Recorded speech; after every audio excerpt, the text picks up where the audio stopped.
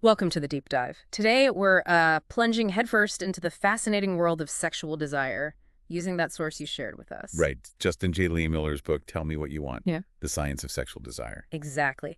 Think of this as like your personal guided tour into understanding what truly goes on in our minds when it comes to sex, hmm and maybe even discovering some keys to a more fulfilling, intimate life for you. And what's so compelling, really, is the sheer breadth of the research behind Lehmiller's work. He ran what is, well, the largest and most comprehensive survey of American sexual fantasies ever. Wow. Not just college kids, then. No, not at all. That's the point. It's not confined to a small, uniform group like so many studies are. It captures, a truly diverse cross-section. Okay. So our goal today really is to pull out the most significant insights from all that data, give you a clear, engaging look at what's statistically normal, maybe challenge some assumptions, Yeah. and hopefully spark a few aha moments for you. Okay, let's unpack this. We often treat our sexual desires like these deeply hidden secrets, right? We do. Makes you think about that Donald Glover Instagram post. That fear of his private stuff getting out. Yeah, that really resonated. It highlights the shame, doesn't it? It does. And it makes you wonder about the historical context, how we've viewed these things. That's a crucial point, how society actually frames sexual interests. Yeah. For almost the entire history of the DSM, the Diagnostic and Statistical Manual of Mental Disorders, Right. the term paraphilia was basically seen as a mental disorder itself. Mm. Think about homosexuality. For decades, being gay was classified as a mental illness. It's wild to think about now. Absolutely. And that profoundly impacted public perception, the whole fight for equal rights. The removal in 1973 was a huge turning point. Because the disorder label was gone. Exactly. Society had to take the concerns of gay and lesbian people seriously then. It just shows the immense power these classifications have, shaping personal shame and wider acceptance. Yeah. It's incredible, isn't it? The sheer power of these internal worlds we have. Mm-hmm. Lehmiller's research, based on your source, found that 1 in 5 women and 1 in 10 men have actually experienced an orgasm just from thinking about their biggest fantasy. Right. That really speaks to how potent these desires can be for you, even without any physical contact. Totally. And what's also significant is, well, how forward-looking they often are. Over 3/4 of the people surveyed hope to eventually act on their favorite sexual fantasies. So they are not just fleeting thoughts then. These are actual hopes. Seems so. For many, they represent genuine plans and yearnings for their future sex lives. Understanding them gives you a valuable window into what people truly want. So what exactly are these top desires? What kept emerging from this massive survey? What were the key themes? Well, what's fascinating is that the 3 most common themes identified were group sex, BDSM, and novelty or adventure. Group sex, BDSM, and novelty. Huh. That might surprise some people listening. Yeah, they really stand out as prevalent desires across the Americans surveyed. What other kinds of desires were frequently reported? Anything else pop up a lot? Oh, yeah. You also see prevalent themes around, like, taboo or forbidden activities, non-monogamous relationships, so open relationships, polyamory, Uh-huh. as well as passion and romance, and even gender bending or sexual flexibility. So quite a wide spectrum. Now, we live in a world just saturated with media, right? Especially online. How does pornography fit into this? Does what we watch impact what we fantasize about? The research strongly suggests a link, yeah. You might find this insightful. Okay. In fact, 1 in 7 participants said their biggest sexual fantasy came directly from something they'd seen in porn. Wow, 1 in 7. It goes deeper. Porn consumption seems related to the specific physical characteristics in our fantasies. How so? For straight men, the more porn they watch, the bigger women's breasts tend to be in their fantasies. Okay. And similarly, for straight women, more porn consumption is linked to larger penises in their fantasies. That makes a kind of intuitive sense, like our visual diet shapes our mental landscape. Something like that, yeah. But given these sometimes intense fantasies, how many people actually take the leap, act on them in real life? This is where it gets really interesting. Less than 1/3 of participants had actually acted out their biggest sexual fantasy. Less than a third. Why so few? The most common reasons were uncertainty about how to do it and fears that their partner would disapprove or just wouldn't be into it. Ah, the partner factor. Big time. So there's often a real disconnect between our inner desires and our outward actions, driven by social anxieties, relationship dynamics, stuff you might recognize. Yeah, definitely. Okay, let's dive deeper into some of these specific categories. BDSM, for instance, it carries a lot of stigma, but it was the top fantasy, you It said. was. And what's fascinating is that BDSM covers a range of things. Discipline, for example. Often it's more about psychological control than physical restraint. Like rules and punishments. Exactly, within the consensual framework. And most people reported fantasies involving both giving pain, sadism, and receiving it, masochism. Any difference in which was more common? Receiving pain fantasies were generally a bit more common than giving pain fantasies. Interesting. And then there's the often controversial area of forced sex fantasies. That term itself can be really loaded. It is, and it's crucial to approach this with nuance. Right. Many participants use the word rape to describe them, Right. but the description's often focused on what's called token resistance. It happens within a scenario where the fantasizer stays in complete control and isn't actually harmed. So it's a simulation of losing control, but safely. Precisely. There's an example in the research of a bisexual woman counselor who described her mock rape fantasy with her husband, emphasizing it was within a safe, honest relationship where no absolutely still means no in reality. Okay, that distinction is important. Very. These fantasies aren't about actual sexual assault. They're about playing out a power dynamic on one's own terms inside the mind. It's still quite surprising to hear just how common these types of fantasies are. Indeed. Nearly two-thirds of the women surveyed, and over half of the men reported having forced sex fantasies. It really highlights the complexity of desire and that element of control that can be present even in seemingly extreme scenarios within the safety of thought. There was that example, too, the women wanting to be. Hate-fucked. Yeah. Yeah. While secretly enjoying it, it shows the intense spectrum where that feeling of lost control within the fantasy safety is often the key driver. Okay. Let's shift gears. Novelty. It sounds like people are craving some spice and variety. Absolutely. A significant chunk, two-thirds in fact, had fantasized about incorporating technology into their lovemaking. Technology, like, Could be anything from watching porn together to more interactive stuff, maybe using gadgets. huh. Costanza's trifecta comes to mind. Perhaps. But more broadly, there's just a clear desire for diverse and varied sexual activities. Men and women both. Both. The data show they want a lot of variety. And while there are some differences in specific acts, there's also a striking amount of common ground. Like what? For instance, nearly two-thirds of both men and women had fantasized about receiving anal sex. Wow, that's a pretty significant overlap. What about the setting? Where are people imagining these novel encounters? Public settings were really popular. Like really public. Could be an office, a bathroom, an elevator, a park, places you might pass every day. The driving force seems to be adventure, the thrill of potentially being seen or caught. The risk factor. Exactly. But novelty also extends to other environments. Fantasies about novel outdoor settings were common, often with a strong multi-sensory element, aiming for mindfulness, intense experience. Ah, like that example of the man wanting the wind. Right. The wind on their bodies or the woman on the beach with champagne. It's about more than just the act. It's the whole sensory immersion. You mentioned the Coolidge effect earlier. How does that scientific idea play into this desire for novelty? Well, it's this documented effect where repeated exposure to the same erotic stimulus leads to less arousal over time. We get bored, basically. Essentially, yes. But changing things up, introducing novelty, can reverse that. It can even lead to more powerful orgasms. Really? Yeah, there was a study with straight men watching porn. Seeing a new actress not only led to faster ejaculation, but also semen with more active sperm. No way. So Yeah. novelty literally boosts potency. It seems it can, biologically, for some individuals. A fascinating link. Okay, now let's talk relationships. Non-monogamy was another key theme. Is that mostly about, like, cheating fantasies? Interestingly, no. The survey reveals people were far more likely to fantasize about mutually agreeable non-monogamy. Like open relationships. Exactly, open relationships, polyamory, than about the act of cheating itself. So the idea of consensual freedom is more arousing than sneaking around. It suggests that, yeah. The transparency seems more appealing for many than the deception of infidelity. Open relationships, specifically, were the most common type of non-monogamy fantasy reported. That makes a lot of sense. Okay, what about the more traditional stuff like passion and romance? Where do they fit in? Well, they weren't the top favorite fantasies compared to, say, group sex or BDSM. Right. But they were extraordinarily common when you just asked if people had ever had them. Most people, men and women, reported fantasizing about loved ones, current partners, exes, and about emotional needs like feeling loved, desired, and having sex in romantic settings. So while not always the #1 fantasy, That desire for emotional connection in sex is clearly there for most people. Is there a difference between just raw passion and, like, deeper romance fantasies?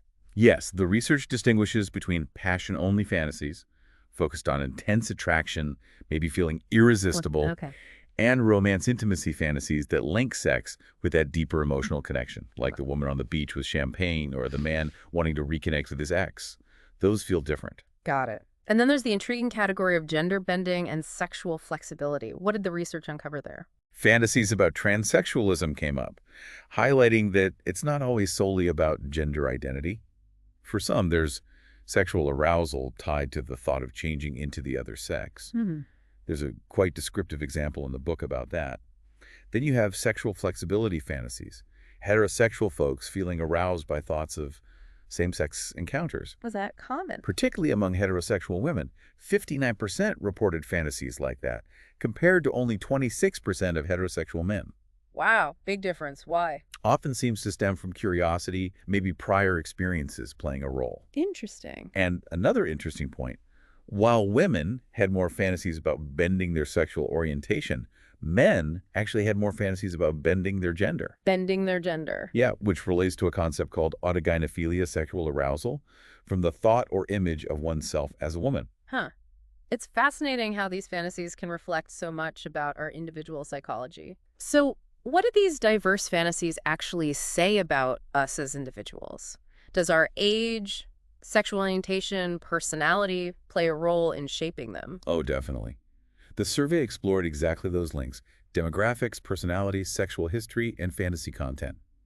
Age is a significant factor. How so? Younger adults were more likely to fantasize about BDSM and passion romance, maybe linked to feelings of insecurity or wanting intense emotional experiences early on. Could be. And older adults. They showed more interest in threesomes and novelty, perhaps reflecting decreased insecurity, maybe just more life experience leading to different desires. Makes sense. What about sexual orientation? That played a role too. Non-heterosexual individuals were more likely to fantasize about BDSM, non-monogamy, taboo acts, and gender bending, Why do you think that is? perhaps reflecting a greater willingness to explore, maybe break away from traditional cultural norms or scripts around sex. And even political affiliations seemed to have some surprising connections. Indeed, this was quite unexpected for many.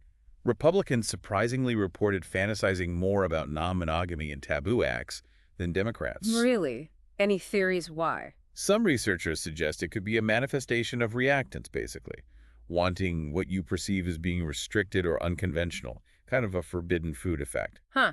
And Democrats. They fantasize more about BDSM and intimacy. These patterns might suggest fantasies serve different psychological needs or reflect different values depending on political beliefs. We're just reporting the findings here, of course. Of course. What about past experiences, particularly negative ones, like being a victim of sex crimes? Do those leave a mark? Sadly, yes.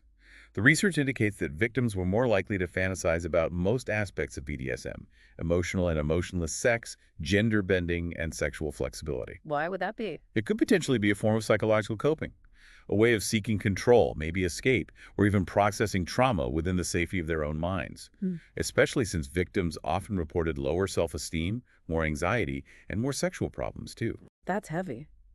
And what about people who are currently experiencing sexual difficulties? How do their fantasies differ? Well, those experiencing sexual problems reported fewer fantasies about novelty, group sex, and non-monogamy. That makes sense. Maybe avoiding more complexity. Perhaps introducing novelty could feel like more pressure or uncertainty if things were already difficult. However, they were more likely to fantasize about taboo acts, Interesting. Why taboo? maybe seeking fulfillment in unconventional or perhaps less emotionally demanding ways when other avenues feel blocked or challenging. Personality traits, too. You mentioned extroversion and self-esteem. They're relevant factors, yes. Yeah. Extroversion was linked to more fantasies involving group sex, consensual non-monogamy, infidelity, and novelty. Which kind of fits the outgoing, sensation-seeking profile. Exactly. Interestingly, they had fewer fantasies about intimacy and social bonding, but more about feeling validated. And self-esteem. Lower self-esteem was linked to more passion romance and taboo sex acts, Hmm. perhaps suggesting a desire for reassurance or seeking excitement outside typical relationship dynamic, And higher self-esteem. correlated with more consensual non-monogamy fantasies, maybe indicating a greater comfort level and security in exploring those kinds of open relationship structures. This is all incredibly insightful. Let's shift gears now and talk about the partner in these fantasies. What kind of picture emerges from the research? What's the ideal? Well, for straight women's fantasy men, the image often tends towards someone tall, around 6 feet. Okay. Physically fit, normal BMI, but not necessarily like hugely muscular. Yeah, A larger than average penis size often came up, and a generally metrosexual style. got it. And what about straight men's ideal fantasy woman? Tends to be average height, maybe 5'5", Mm, BMI at the lower end of the normal range, but not underweight. right. Often imagined as being virtually hair-free with an ample bosom. But interestingly, the stereotypical blonde bombshell didn't dominate. Brunettes were just as prevalent. Huh. What about people with same-sex attraction? Do their fantasy partners differ significantly? By and large, the physical characteristics largely mirrored heterosexual preferences based on the gender of the partner. So similar ideals? Mostly, yes. Though men, regardless of their sexual orientation, did tend to be slightly more demanding about the weight of their fantasy partners compared to women. And the research also suggests race plays a role. Yes, definitely. There were notable differences in preferences based on the racial identity of both the person fantasizing and the imagined partner. It highlights how culture and personal experience shape desirability. And beyond just physical attributes, how do things like personality, politics, even porn use shape the ideal partner? Well, individuals who identify as sensation seekers, those who like thrilling activities, tended to fantasize about partners with larger breasts or penises, regardless of their own gender, Oh, and porn. There seems to be a bidirectional relationship. The stuff we consume can shape our fantasies, sure, through exposure. But also, people tend to seek out porn that already aligns with their existing sexual interests and preferences. It goes both ways. what about celebrity crushes? Do they tell us anything? They can. Popular choices like Scarlett Johansson and Channing Tatum often align with what evolutionary psychologists consider cues of general attractiveness. Interesting. Any differences there? Lesbian and bisexual women, interestingly, showed more interest in celebs often seen as less rigidly defined by traditional gender roles, Hmm. compared to heterosexual individuals, And straight men. seem to have a stronger investment in specific pornography stars as their ideal fantasy partners, according to the data. One last fascinating point here, the role of age, and even fantasizing about changing one's own genitals. Yes, men across all sexual orientations were more likely to fantasize about being younger. Why is that? Could be linked to regrets over perceived missed sexual opportunities in their past. And linking back to politics again, Republicans were more likely to report having fantasies about changing their own genitals. Any connection there? It could potentially connect back to their reported greater concerns about penis size, which also came up in the data. Wow. This has been an incredible journey into the science of desire based on this research. Now, how can we as listeners take this understanding and potentially improve our own sex lives, our relationships? Well, what's crucial to understand first is that simply acknowledging a fantasy, Mm. even one that might feel unusual or taboo, doesn't mean you have to act on it. Right. That's key. But just understanding and accepting it can be a powerful step towards greater self-acceptance, maybe reducing anxiety around your own desires. And sharing them with a partner. Sharing some desires with a trusted partner, while it can feel incredibly vulnerable, Yeah. it has the potential to lead to increased self-acceptance for both people, definitely improve sexual communication, enhanced intimacy, Mm-hmm. and maybe even a more active and potentially healthier sex life for you both. But how do you even begin those conversations? They feel so personal, sometimes sensitive. It can feel really vulnerable. It really can. Starting in a private, comfortable setting, definitely free from distractions, is key. Okay. Using erotic media could be a potential icebreaker. Maybe watching a sensual film together or reading aloud from an erotic novel. As a way to kind of gauge reactions. Exactly. That- A less direct way to gently introduce the topic of sexual desire and see where things go. The main goal is to normalize ongoing communication about sex, pleasure, and individual needs within the relationship. Of course, it's important to acknowledge there can be risks involved in sharing such personal stuff. Absolutely. You have to thoughtfully consider your partner, the specific nature of the desire you're thinking of sharing. Right. And while the vast majority of sexual fantasies are harmless, it's really crucial to distinguish between normal sexual desires and any compulsive sexual behaviors that might be causing distress or a lack of satisfaction. That's an important line. Very important. And not all fantasies are equally likely to be acted upon. Things like BDSM, non-monogamy within agreed boundaries, novelty, passion romance, they were reported as more likely to be explored than, say, group sex, taboo acts, or gender bending. What factors influence whether acting on a fantasy is actually enjoyable? Several things seem to play a role. Your overall relationship satisfaction, your individual self-esteem levels, that seems especially important for group sex and non-monogamy, your libido, and even your ability to handle stress. Neuroticism was linked to less enjoyment, for instance. And always the bottom line. Above all else, the principle of safe, sane, consensual, and legal should always be paramount when considering acting on any sexual desire. Non-negotiable.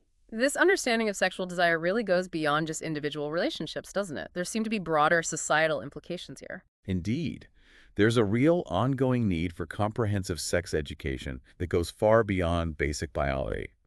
It needs to address the full spectrum of sexual diversity, the absolute critical importance of consent in all interactions, and teaching effective communication skills for relationships. We could definitely use more of that. Absolutely. And redefining what we consider normal in sex, using a scientific perspective, understanding that natural range of variation that's crucial for reducing societal shame and stigma. Yeah. Trying to just repress unwanted sexual desires. Hmm. Research shows it's largely ineffective. Instead, fostering acceptance, providing access to professional help when needed. Those are much healthier approaches for everyone. Challenging myths, too. Yes, challenging that often unrealistic myth of the soulmate and focusing instead on the ongoing work of being the right person and actively developing strong relationship skills. Being the right person, not just finding them. Exactly. And ultimately recognizing there isn't one single right way to have a successful relationship. Couples should feel empowered to openly define their own rules and boundaries based on their individual needs and desires. While also acknowledging things change, right? Like passion naturally ebbs and flows. Precisely. Acknowledging that natural ebb, the Coolidge effect we talked about, Yeah. it's all part of the long-term picture. So as we bring this deep dive to a close, what are the key takeaways you'd want to leave our listeners with today? I think just the sheer vastness and variety of the world of sexual fantasies, it truly reflects the complex nature of human desire. Mm-hmm. Your individual desires are a personal reflection of who you are, shaped by your unique experiences, your personality, even the societal influences around you. Yeah. And what is statistically normal in the realm of sex is far, far broader than many people often perceive. Embracing that understanding can be an incredibly liberating experience. Yeah, definitely. Okay, and finally, here's a provocative thought for you, for everyone listening, to consider as you reflect on our discussion today. Okay, how might a greater understanding and acceptance of both your own sexual fantasies and perhaps those of a partner potentially open up new pathways, new ways to find deeper intimacy and connection in your relationships? A powerful question. And maybe, what small, perhaps even brave step might you consider taking towards having a more open and honest dialogue about desire in your own life? Good things to ponder. This has truly been an eye-opening exploration for us.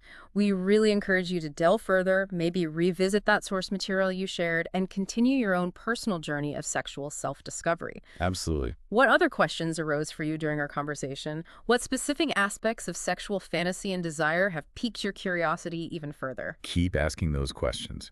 Remember, this is an ongoing journey of self-discovery and hopefully a deeper understanding of ourselves and each other.